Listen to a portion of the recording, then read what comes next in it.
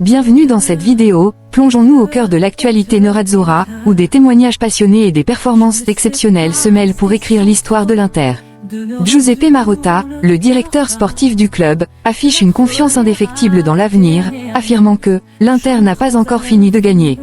Un sentiment partagé par Christian Vieri, qui se remémore l'époque dorée du club, évoquant des équipes exceptionnelles et des talents phénoménaux qui ont marqué son parcours à Milan. Marco Arnautovic, toujours prêt à tout donner pour l'équipe, exprime son désir de jouer plus tout en plaçant l'Inter avant ses propres ambitions. Dans le même esprit, Matteo Barzaghi a apporté un souffle de soulagement aux supporters en annonçant de bonnes nouvelles sur la santé de Hakan Çalhanoğlu, un joueur clé pour le futur de l'équipe. Et, en parlant de figures légendaires, Lilian Thuram nous livre une anecdote mémorable sur sa première rencontre avec Ronaldo Nazario, un phénomène du football qui a toujours marqué les esprits. Enfin, pour couronner cette période faste, 3 nerazzurri ont été récompensés au prestigieux Gran Gala del Calcio 2024, saluant l'excellence des joueurs et du staff. L'avenir de l'Inter est plus que jamais prometteur, et la conquête de nouveaux titres reste la priorité absolue pour cette équipe ambitieuse. Après avoir célébré les réussites passées et les espoirs de l'avenir, il est essentiel de se tourner vers ceux qui, au quotidien, travaillent sans relâche pour assurer la pérennité du succès de l'Inter. Giuseppe Marotta, figure emblématique de la direction du club, incarne cette vision ambitieuse et pragmatique. Dans ses récentes déclarations, il a réaffirmé son amour pour l'Inter et sa conviction profonde « J'aime l'Inter ». Nous n'avons pas encore fini de gagner. Giuseppe BP Marotta, président de l'Inter, s'est confié à l'occasion de la présentation du livre Inter, Il nuovo secolo de Beppe Severnini, en présence de nombreux journalistes. Voici l'essentiel de ses déclarations. L'importance de l'ambition. Lors de mes déplacements en Italie, j'ai toujours rencontré des tifosi profondément attachés à leur club et avides de succès. Les tifosi font partie intégrante d'un club qui veut gagner, et cette ambition est légitime. Être ambitieux dans le sport, ce n'est pas être arrogant, mais avoir du caractère, de la volonté et un objectif clair. C'est ce que j'attends non seulement des tifosi, mais aussi de nous-mêmes, au sein du club. Le style Marotta, diplomatie et leadership. Severnini m'a décrit comme un « Kissinger », ce qui correspond bien à mon ADN. Je privilégie l'art de la diplomatie, car entrer en conflit est toujours plus difficile. Je ne suis pas autoritaire, mais je m'efforce d'imposer un leadership ferme. Je ne suis pas instinctif, j'essaie toujours de rationaliser avant de répondre. C'est d'ailleurs ce que j'ai fait récemment avec Scaroni, en soulignant que, dans la ville de Milan, il n'y a qu'une seule équipe qui arbore 2 étoiles. L'amour pour l'Inter et le rôle de président. Aujourd'hui, c'est évident, j'aime l'Inter. Mais avant d'en arriver là, j'ai gravi les échelons, en débutant en province, puis dans d'autres clubs. Être nommé président de l'Inter a été pour moi une chance exceptionnelle, presque inimaginable. Être président de l'Inter, c'est comme toucher le ciel. Ce rôle dépasse tout ce que j'avais envisagé. Mais l'ambition demeure, nous avons encore tant à gagner. Istanbul nous l'a enseigné, il reste des défis à relever. Une Inter conquérante, une équipe sur et hors du terrain. L'équipe victorieuse ne se limite pas à celle qui joue sur le terrain. Elle inclut aussi les dirigeants et tout le staff, souvent sous-estimés dans le monde du football. Nous avons eu la chance que les propriétaires, Steven et Jindong Jang, ainsi qu'Oactri, fassent pleinement confiance à notre direction. Des figures comme Piero Osilio et Dario Baxin, déjà présents sous notre ancien propriétaire, ont contribué à cette continuité essentielle. Simone Inzaghi, l'héritier d'Antonio Conte. Simone Inzaghi était le choix le plus adapté à ce moment précis. Chaque période exige un profil différent, parfois, il faut de l'autorité, d'autres fois, une meilleure gestion des ressources humaines. Quant aux critiques sur nos recrutements gratuits, il est important de rappeler qu'un joueur libre demande tout autant d'efforts pour être convaincu de nous rejoindre. Par exemple, Henrikh Mkhitaryan est un véritable champion, tant sur le terrain que dans sa vie privée. Son professionnalisme est exemplaire, jusque dans les moindres détails. Nicolo Barella, une maturité grandissante. Notre travail ne se limite pas à l'aspect technique. Nous aidons les joueurs à se développer humainement. Nous avons introduit le rôle de referee manager pour leur apprendre à mieux comprendre les arbitres et leurs décisions. Barella, par exemple, a pu commettre des erreurs par le passé, mais il a beaucoup mûri.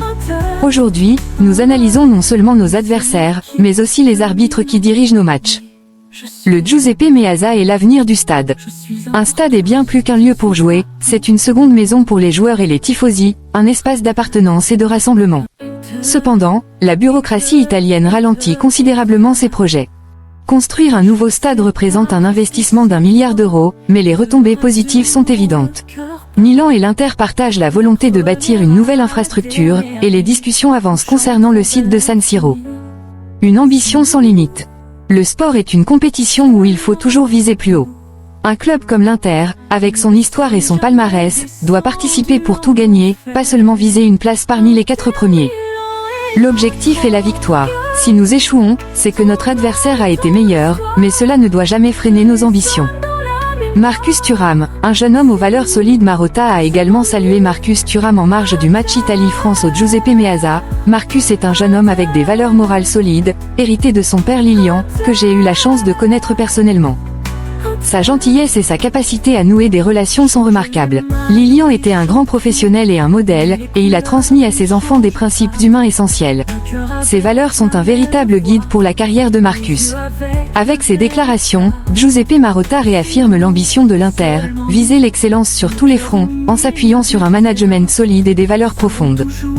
Après avoir entendu les paroles de Giuseppe Marotta, qui évoquent l'ambition continue de l'Inter, nous retournons un peu dans le passé pour revivre les grandes heures du club. Christian Vieri, l'un des attaquants les plus emblématiques de l'histoire nerazzurra, se souvient avec fierté des moments incroyables passés à l'Inter. Avec des mots forts, il nous rappelle la qualité des joueurs qui ont marqué cette époque. Christian Vieri, l'Inter, nous avions des joueurs phénoménaux. Interviewé par The Guardian, Christian Bobo Vieri est revenu sur les moments marquants de sa carrière, notamment sa fameuse altercation avec Marcello Lippi et son passage mémorable à l'Inter Milan. Vieri et Lippi, une querelle explosive. J'étais sur le banc et Alen Boksic s'était blessé. J'ai donc joué environ 10 minutes en première mi-temps. Puis Lippi est venu me parler. Je lui ai répondu sèchement, mais je n'ai joué que 5 minutes, qu'est-ce que tu veux de moi?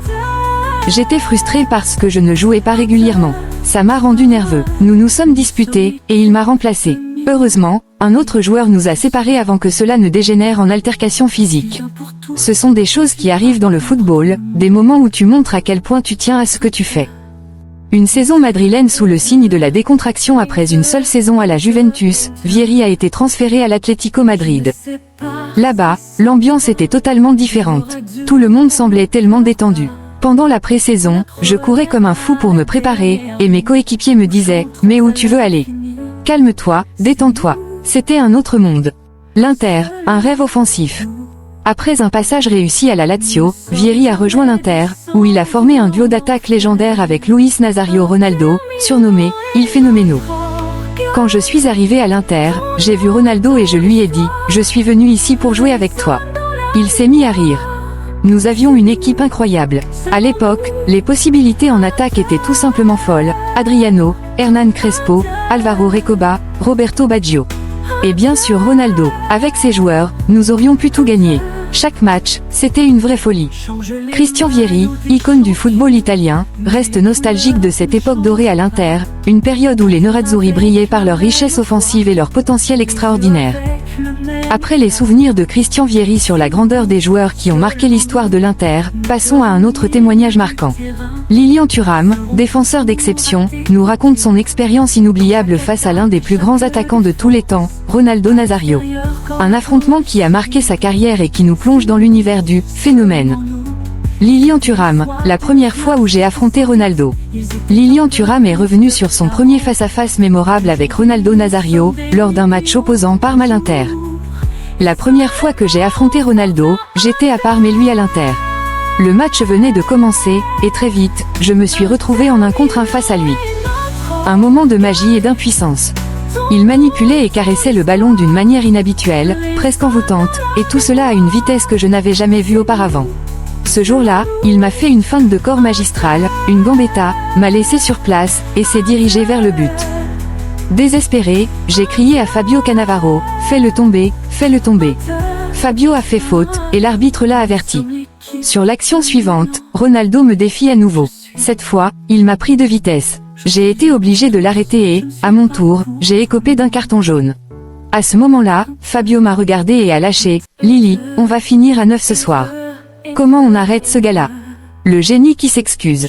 Ronaldo, qui avait tout entendu, s'est approché de nous. Avec un italien approximatif mais clair, il nous a dit « Désolé, j'exagère ». Fabio et moi l'avons regardé, sans savoir quoi répondre. Avec ces mots simples, il nous a fait nous sentir si petits, presque impuissants. C'était ça, le phénomène. Une admiration assumée. À la fin du match, je n'ai pas hésité une seule seconde, je suis allé lui demander son maillot. Un témoignage émouvant de Lilian Thuram, qui illustre la grandeur de Ronaldo et l'impact qu'il a eu sur ses adversaires, même les plus talentueux. Après les souvenirs marquants de Lilian Thuram face à Ronaldo, passons à un autre aspect important de l'Inter d'aujourd'hui. Marko Arnautović nous partage ses réflexions sur son rôle dans l'équipe actuelle. Bien qu'il aspire à plus de temps de jeu, il met l'équipe avant tout, dans un esprit d'unité qui caractérise l'Inter. Arnautović, j'aimerais jouer plus, mais l'Inter passe avant tout. Marko Arnautović, qui a joué 90 minutes lors du match opposant son Autriche à la Slovénie, s'est confié à Sport Mediaset à l'issue de la rencontre. Le temps de jeu à l'Inter. Quand je suis avec l'équipe nationale, je joue. À l'Inter, c'est plus compliqué parce qu'il y a de grands attaquants. Pour moi, c'est difficile, car toute ma vie, j'ai toujours été titulaire dès la première minute. Mais je respecte les décisions du coach. Je fais tout ce que je peux pour aider l'équipe, Lautaro, Thuram, Taremi et Correa. Nous sommes 5 attaquants et nous essayons de nous entraider. Je veux le meilleur pour l'Inter, même si cela signifie parfois sacrifier mes propres intérêts. L'Inter est ma priorité, c'est mon équipe, et je ferai tout pour l'aider. Objectif, Scudetto et Ligue des Champions. Nous avons une équipe forte et nous en sommes conscients. Nous pouvons accomplir de grandes choses cette saison, même si la compétition est rude. Si vous regardez le classement, il y a 5 équipes qui se tiennent en 2 points. Notre objectif principal est le Scudetto, mais nous voulons aussi aller le plus loin possible en Ligue des Champions. Nous sommes l'Inter, et nous avons faim de victoire. Le penalty manqué contre les Young Boys. Ce penalty manqué a été un désastre pour moi. J'avais vraiment envie de marquer pour ouvrir le score à 1-0. Quand tu ne joues pas beaucoup et que le coach te donne une chance, tu veux absolument bien faire. Même si l'équipe a fini par gagner, mon échec reste en tête. Je suis très dur avec moi-même, je ne critique jamais les autres. Je passe toujours par une autocritique intense. Après ce penalty raté, j'ai vécu 2 à 3 jours très difficiles, d'autant plus que j'ai ensuite eu une infection à l'œil gauche, ce qui m'a empêché de voir correctement. C'était sérieux. Heureusement, je vais beaucoup mieux maintenant et je me sens prêt à continuer à aider l'équipe. Les critiques des supporters. Certains supporters se plaignent, mais il faut faire la différence. Les vrais tifosi de l'Inter m'aiment et me soutiennent. Depuis mon premier départ, j'ai toujours suivi cette équipe. Je n'ai pas remporté le triplé, mais je suis très fier d'avoir fait partie de ce moment historique. Ceux qui disent que je suis trop vieux ou que je ne suis plus utile se trompent. Mon corps est encore capable de jouer, et je fais tout pour éviter les blessures. C'est vrai que j'ai toujours été titulaire dans ma carrière, et maintenant je joue plutôt les dernières minutes. C'est un ajustement pour mon corps, mais peu importe si je joue 2 minutes ou plus, je donnerai tout sur le terrain. Seriez-vous prêt à tirer un autre penalty? Bien sûr, je suis toujours prêt à prendre mes responsabilités. Mais il faut aussi reconnaître que Çalhanoğlu est notre tireur principal, et il excelle dans cet exercice. Marko Arnautović, malgré les défis liés à son rôle au sein de l'équipe, continue de se battre pour l'Inter avec une mentalité exemplaire et un engagement total. Après les paroles de Marko Arnautović sur son engagement envers l'Inter, tournons-nous maintenant vers Matteo Barzaghi, qui nous livre des nouvelles rassurantes concernant Hakan Çalhanoğlu. Un véritable soulagement pour l'équipe et les supporters après des craintes concernant la situation physique du milieu de terrain turc. Matteo Barzaghi, soupir de soulagement pour Çalhanoğlu. Matteo Barzaghi, journaliste de Sky Sport, a rapporté les dernières nouvelles concernant Hakan Çalhanoğlu depuis le centre d'entraînement de l'Inter, la Pintina. Les examens effectués hier ont permis à tout le monde de pousser un soupir de soulagement. Il ne semble pas s'agir d'une blessure grave. Cependant, en raison de son historique récent, l'Inter a préféré prendre des précautions et effectuer des contrôles immédiatement. Une décision prudente. Pour l'instant, il a été décidé que Hakan reste avec l'équipe nationale turque. Il s'entretiendra aujourd'hui avec son sélectionneur, Vincenzo Montella. Il est peu probable qu'il dispute le prochain match, et après la rencontre, il retournera à Milan mercredi pour faire un point plus précis sur sa situation. Impact pour l'Inter. Ce n'est pas une nouvelle idéale pour Simone Inzaghi, car sa présence pour le match de samedi contre Vérone reste incertaine. L'objectif est de le préserver. L'Inter a déjà communiqué aux médecins turcs de ne prendre aucun risque inutile. Tout le monde est d'accord pour éviter d'aggraver la situation. Les premiers examens ont cependant montré que Çalhanoğlu a probablement échappé au pire. Cette prudence autour du milieu turc démontre l'importance qu'il revêt dans l'effectif d'Inzaghi, alors que l'Inter continue de jongler entre les compétitions nationales et européennes. Après ces nouvelles rassurantes concernant Hakan Çalhanoğlu, passons à une autre belle actualité pour l'Inter. 3 de nos joueurs ont été honorés lors du prestigieux Gran Gala del Calcio 2024. Une reconnaissance bien méritée pour des performances exceptionnelles au cours de l'année. Voici un aperçu des récompenses qui ont illuminé cette soirée. 3 Nerazzurri récompensés au Gran Gala del Calcio 2024. Lundi 18 novembre 2024, le Gran Gala del Calcio, qui célèbre les sportifs s'étant distingués au cours de la saison 2023-2024, a repris vie pour sa 13e édition. Organisé grâce à une initiative de Donato Alfani, cet événement prestigieux est l'une des remises de prix les plus importantes d'Italie. Cette année, la cérémonie s'est tenue à la Villa Egidio, à Borgo Grappa.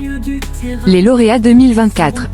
Les vainqueurs, choisis pour leurs performances exceptionnelles, sont meilleur gardien de but, Ivan Provedel, Lazio. Meilleur défenseur, Federico Di Marco, Inter.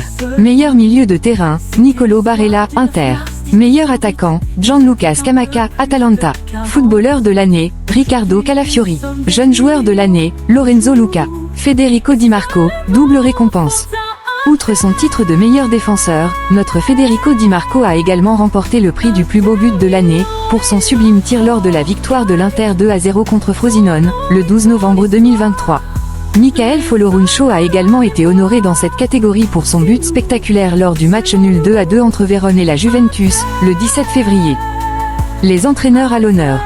Entraîneur de l'année à égalité, Simone Inzaghi, Inter, et Gian Piero Gasperini, Atalanta. Meilleur jeune entraîneur, Rafael Palladino, Fiorentina, autre distinction. Club de l'année, Atalanta. Président de l'année, Claudio Lotito, Lazio. Révélation de l'année, Daniel Maldini et Gianluca Gaetano. Prix pour l'ensemble de sa carrière, Roberto Scarnecchia, ancien ailier de la Roma, Naples et Milan. Le Gran Gala del Calcio continue de mettre en lumière l'excellence et le talent du football italien, récompensant non seulement les joueurs, mais également les figures clés qui contribuent à faire rayonner ce sport. Merci d'avoir regardé cette vidéo. Nous espérons que vous avez apprécié ces moments forts et les témoignages passionnants de nos héros nerazzurri. Comme toujours, Forza Inter. À bientôt pour de nouvelles aventures et victoires.